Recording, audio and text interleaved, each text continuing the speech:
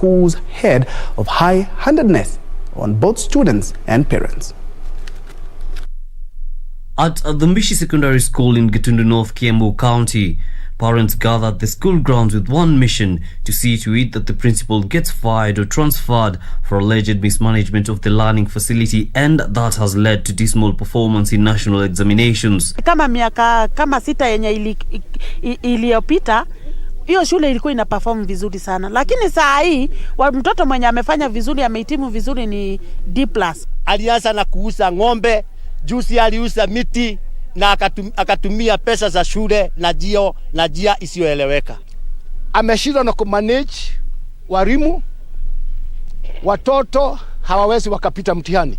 The angry parents say the situation has led to mass exodus of students to other schools. RMP Wanjiku Kibe said she has written to the Teacher Service Commission for action. Alumni of the school, they want to join us in the community in ensuring that we change the status of Bishi's secondary school. In response over the phone, Principal Harrison Mora dismissed the allegations, saying he has never executed a matter within the school without prior consent of parents and the institution's board. Yusuf Farah reporting for Lunchtime News. Elsewhere, 2 burn victims of the Malanga fire incident have come out publicly to seek treatment at the Yala Sub-County Hospital in Siaya County. Siaya County CEC for Governance Dorothy Owino says the 2 were admitted to the facility, bringing to 47 the total number of survivors still receiving treatment at various hospitals in the county. The tragedy occurred last Saturday night when a fuel tanker collided with a lorry transporting milk at Malanga Market, Game constituency, and burst into flames. 20 people lost their lives. Day after the death toll from Malanga fire tragedy rose to 20, 2 burn victims have emerged to seek treatment. Siaya County CEC for Governance Dorothy Owino, who received a contribution towards an emergency kit started by Area Governor Colonel Rasanga, appealed to those who were injured during the incident and are at home to come out and seek treatment. We also have received 2 additional patients from the community yesterday at Yala Sub-County Hospital, and therefore we want to appeal to Kenyans or those who are hurt in the tragedy to come to public hospitals to seek treatment. Siaya County government has committed to foot the burial expenses for those who perished and seek to raise 7 million shilling to fund the treatment of survivors. As a county government, we are going to take care of the burial of the 20 victims who have died from the tragedy, and we are also from our hospitals continuing to. Siaya County Referral Hospital Medical Superintendent Dr. Alia Chadoyo said the facility was in dire need of medical supplies, drugs, non-pharmaceuticals, and other basic things like protein supplementation, food and fluid for the accident survivors. The monies will be channeled to the health facilities as it comes in, so that it can be used to bridge the gap.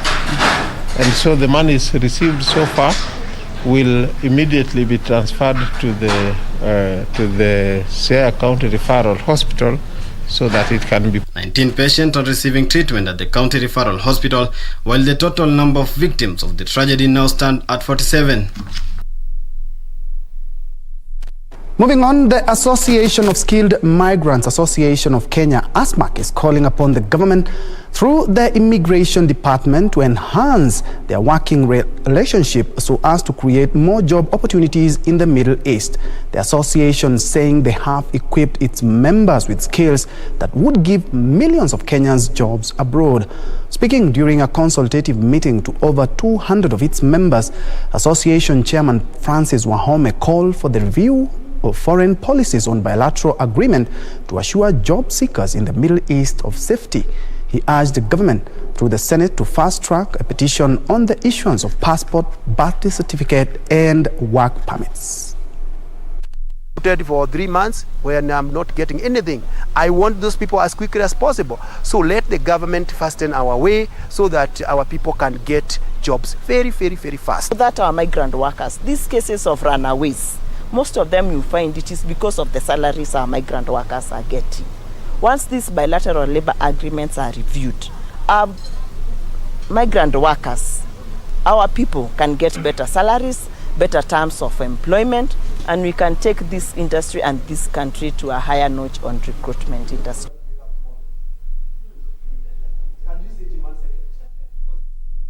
And Takaba residents in Mandera County have been urged to shun drugs and substance abuse and rather focus on education and make use of the recently refurbished Takaba Adult Education Center.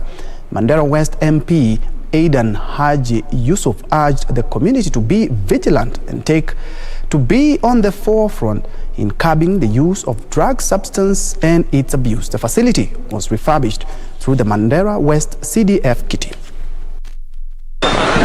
The drug menace in Takaba constituency in Mandera County has left the local authority and community at a crossroad, with the youth more so the students the most affected. Takaba town imekuwa hub center of drugs. Hiyo drugs inatoka Moyale huko Ethiopia. Watoto wengi sana wanatumia bangi hapa.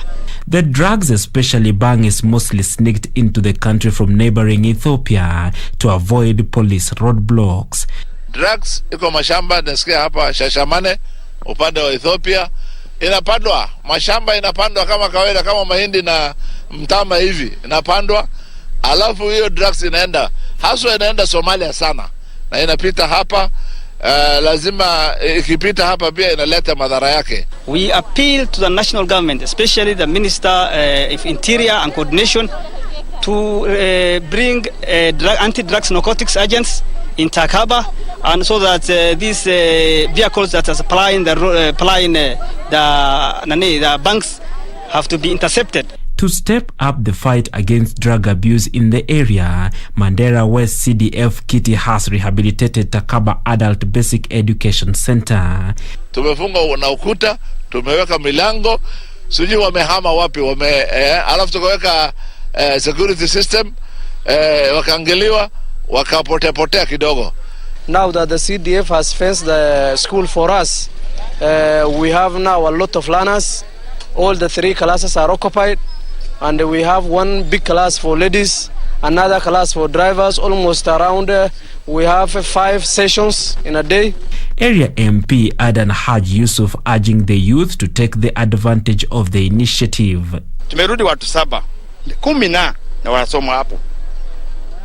Na wanasoma na wale wako nje, tafadhali ni hiyo makeka na hiyo mrata saidia nyinyi. Ukuja usoma somo ndo muhimu, ili ujisaidie kuandika tu na kuongea hiyo Kiingereza na Kiswahili.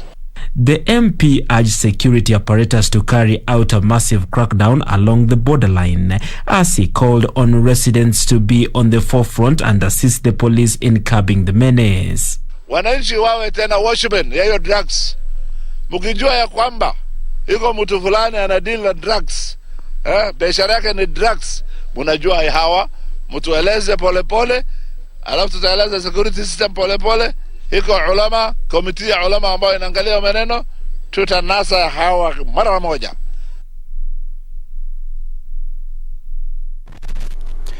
Moving on, government spokesperson Colonel Cyrus Oguna is urging the youth to guard against being misused by politicians. Oguna says the youth should follow leaders who direct them towards development and improving their livelihoods instead of those who lead them to destructive activities. Government spokesperson Colonel Cyrus Oguna, who spoke in Nyali, Mombasa County during a youth sensitization forum, said the government is committed to empowering young people through provision of more jobs and skills development. Lazima amani wepo, utulivu wepo, ndio watu waweze kupata maendeleo. He noted it is only through productively exploiting the potential that the country can benefit economically. Miradi za serikali hapo Pwani ni zaidi ya 450 ya kuweza kusaidia vijana na pia sio vijana peke yao, lakini pia katika ile hali ya kuinua hali ya uchumi wa eneo hili la Pwani pamoja na Kenya yote kwa ujumla. Colonel Oguna encouraged the youth to embrace the Ajira program, through which the government has created over 100 million jobs. Purity Museo, Lunchtime News. Leaders from Trans Nzoia County are calling on the relevant authorities to be steadfast in the war against sexual, gender-based violence cases. The calls coming amidst investigations by police and DCI officers into a pastor who is said to have sexually molested several boys. The county's Parents Association leader, Wellington Waliaura, said there is need to bring the culprits to book. Trans Nzoia County Commissioner Sam Ojwang has subsequently called on those with information to come forth and report. Wote wanafikiria kwamba huyu mwalimu anaweza kunisodomize vile nimeharibiwa na ule mchungaji, haitakuwa jambo mzuri sana. Kwa sababu hatuwezi kuangalia watoto wetu wanadhulumiwa, watoto wetu wanakuwa sodomized. Sasa mtoto ambaye amekuwa sodomized na ni mvulana ataoa kweli? Nataka kuhakikishia wale ambao pia wamekuwa victims wawasiliane na ofisi ya chief, ofisi ya DCC na polisi pamoja nasi ili tuweze kuchukua hatua. At about 12 minutes past the hour, we're taking our first breather. But before we do that, allow me to appreciate Arnold Muli Muya. You're watching from Pipeline. Douglas Henry, you are watching all the way from Kisii. Nakshi Keyua, you're watching from Kilgoris. I see Mwita Moseti watching from Timaru. Keep them coming. We'll be back in a while. Remember, we still have sports news as well.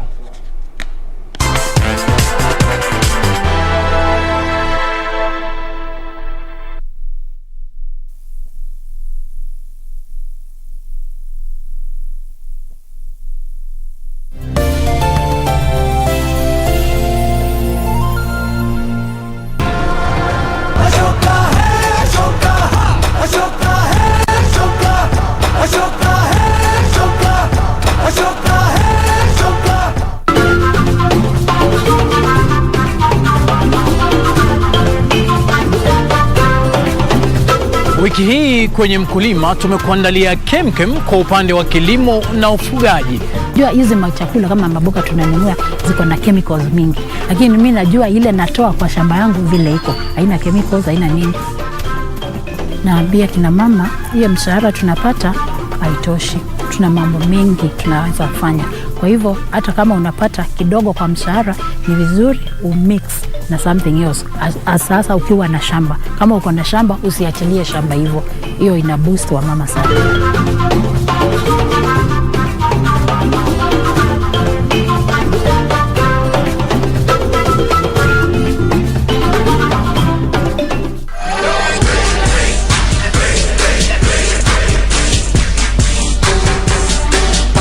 Because the only snowman we need to worry about is the one that you're looking at right here. Mayor of Miami himself, the Caramel Camacho.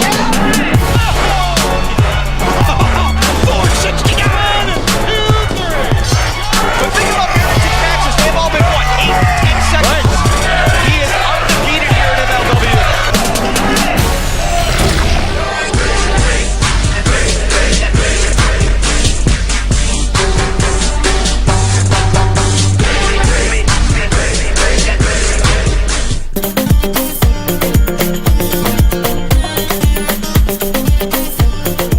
I'm ever going to have a baby. The doctor is ready to see you. Please follow me. How do you maintain such a body? Juice detox. Me, imagine it has worked for me. Definitely need that kind of action. You might just decide to marry you and you live happily ever after. Everything I have is by me and me alone. Mind your own business. This one is a magnet for abusers. Goja.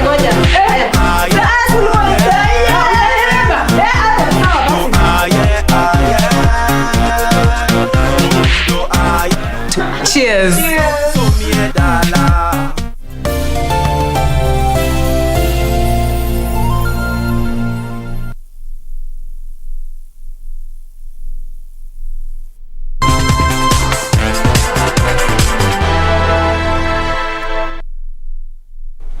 Welcome back, and in case you just joined us, this is KBC Lunchtime News. Let's now focus on education matters, where the dream of a pupil who scored 405 marks in the Kenya Certificate of Primary Education and becoming a psychiatrist hangs in the balance as his mother is unable to raise fees for secondary school.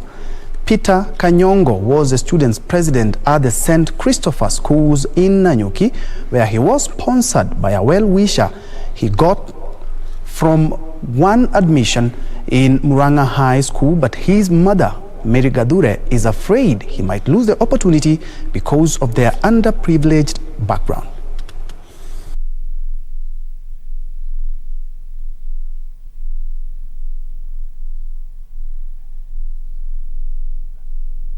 Nilikuwa nasomea shule ya St. Christopher's. Kuna mtu alinichukua kwenye huku tu kwenye tunaishi. Akaona naweza soma, akanipeleka huko, nikasoma. Ningependa sana watu kama mimi nikifaulu wasipitie shida yenye nilipitia hapo awali. So nikipata mtu anaweza nisaidia niweze kusoma, nimalize shule ya upili, niingie chuo kikuu, na mimi naweza kuwa mtu wa muhimu sana katika jamii na katika Kenya yote. Wao watatu wamesoma, kuna mwingine ameachia 8 akaanza vibarua, mwingine tena akapata msaidizi akanisaidia ndio amesoma, au wengine bado wako primary. Na huyu kijana wangu amepata 4-5. Sina pesa ya kumpeleka hiyo shule hata shilingi. So nilikuwa naomba mwenye akona usaidizi nisipoteze mtoto mwenye amejitolea. I thought of looking for a sponsor who would take care of that boy. So we visited their home and they were in a dire, desperate situation. They hardly would get all the meals in a day. And when I looked at their circumstances, I felt the need to support the boy. And therefore, I promised to take him to my school if I get a sponsor.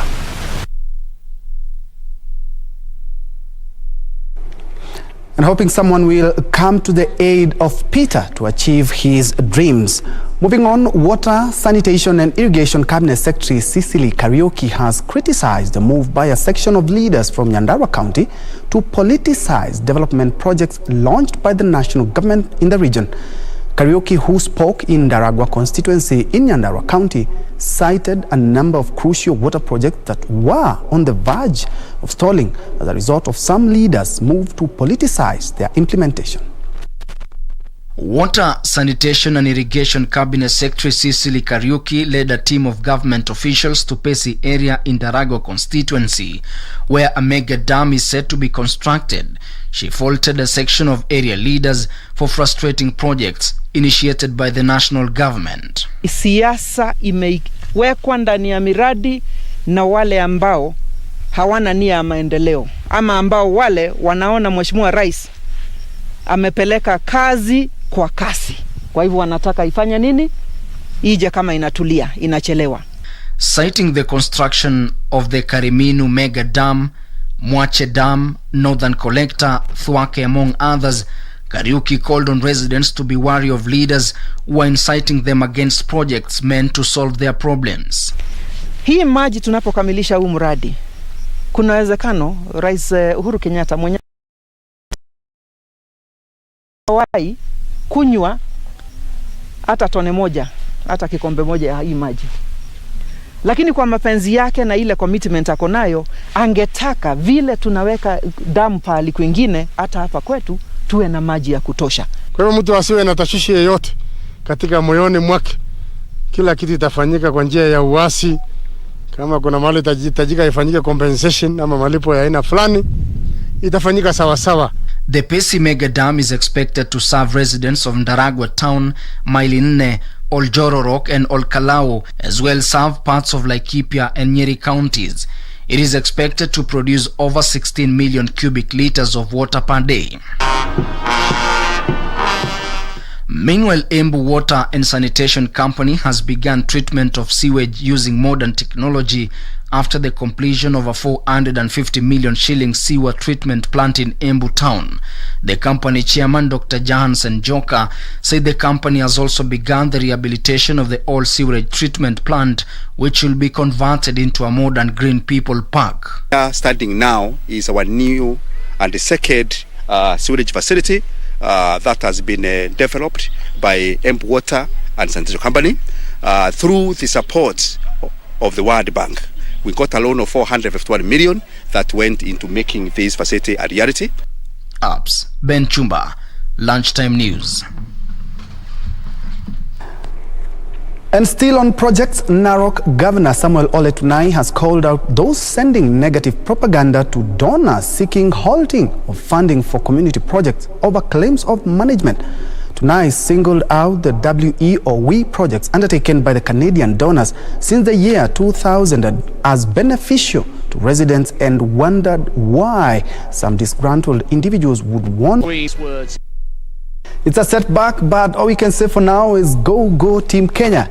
Elsewhere, the Kenya Communications Organization Kekoso Games Governing Council has given guidelines on the resumption of the sporting activities. The council's Secretary General Omole Asiko said that the preliminary of the different games will start on the 24th of next month and will run to the 1st of September.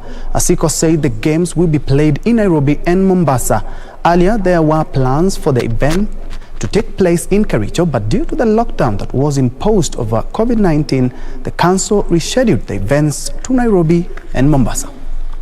That's Aviation School, East African Aviation College, and the other pool will be based in Baraki Sports Club in Mombasa. That's in football. In volleyball, again, we shall have 5 teams, again, divided in 2 pools, one pool in East African School of Aviation, and the other pool in Baraki Sports Club in Mombasa. The same will happen with basketball. Again, we shall be having 5 teams, and again, they'll be divided into 2 pools. Basketball, we have the same, 2 pools, East African School of Aviation and also Baraki Sports Club in Mombasa.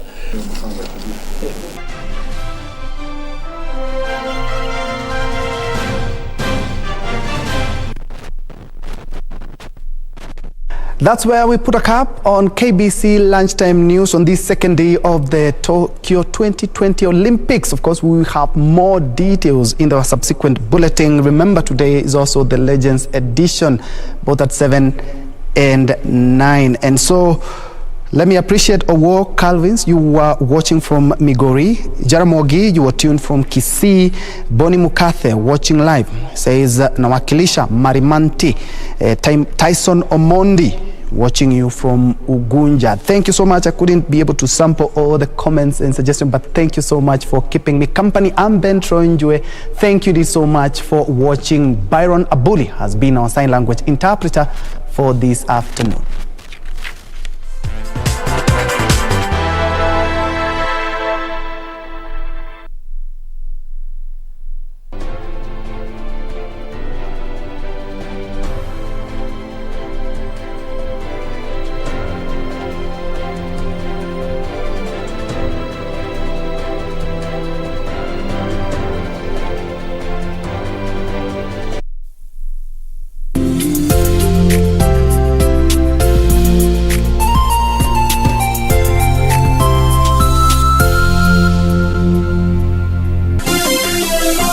Vera Beauty College.